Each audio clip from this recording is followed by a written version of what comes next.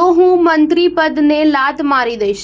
એનડીએના દિગ્ગજ નેતા ચિરાગ પાસવાને કેમ આપ્યું આવું નિવેદન? કેન્દ્રીય મંત્રી અને લોક જનશક્તિ પાર્ટીના અધ્યક્ષ ચિરાગ પાસવાન અવારનવાર પોતાના નિવેદનોના લીધે ચર્ચામાં રહે છે। હાલમાં જ તેમણે પટનામાં અનામત સાથે કોઈ છેડછાડ થવા મુદ્દે ગઠબંધન તોડી દેવાની તૈયારીઓ દર્શાવતા રાજકારણમાં હડકંપ મચ્યો હતો। ચિરાગ પાસવાને નિવેદન આપ્યું હતું કે હું કોઈ પણ ગઠબંધનમાં રહું, કોઈ પણ મંત્રી પદ પર રહું, જે દિવસે મને લાગશે કે બંધારણ કે અનામત સાથે છેતરપિંડી થઈ રહી છે તે સમયે જ મંત્રી પદને ઠુકરાવી દઈશ।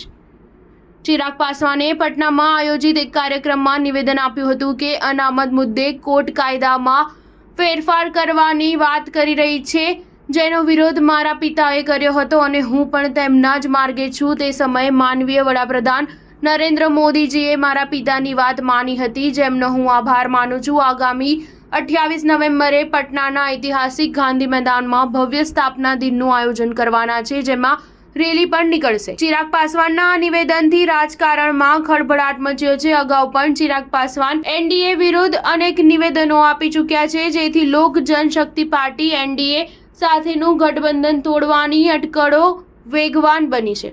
અગાઉ પણ તેમણે 2020ની બિહાર વિધાનસભા ચૂંટણી એનડીએના સાથ વિના લડી હતી। ચિરાગ પાસવાને કોંગ્રેસ પર આકરા પ્રહારો કરતા કહ્યું કે આ પક્ષ માત્ર વોટ બેંક માટે જ અનામતનો ઉપયોગ કરે છે, તેણે કોઈ કામ કર્યું નથી। બિહારમાં આગામી વર્ષે વિધાનસભા ચૂંટણી થવાની છે, જેને ધ્યાનમાં રાખતા પાસવાન તમામ નેતાઓ સાથે મળી રણનીતિ ઘડી રહ્યો છે। પોતાના પક્ષને વધુ મજબૂત બનાવી જનતાનો સાથ મેળવવા પ્રયાસ કરી રહ્યો છે। પોતાના પક્ષનું બિહારથી યુપી અને ઝારખંડ સુધી વિસ્તરણ કરવાની તૈયારીઓમાં છે। સ્ટાર ન્યૂઝ 7 હંમેશા સચ્ચાઈની સાથે।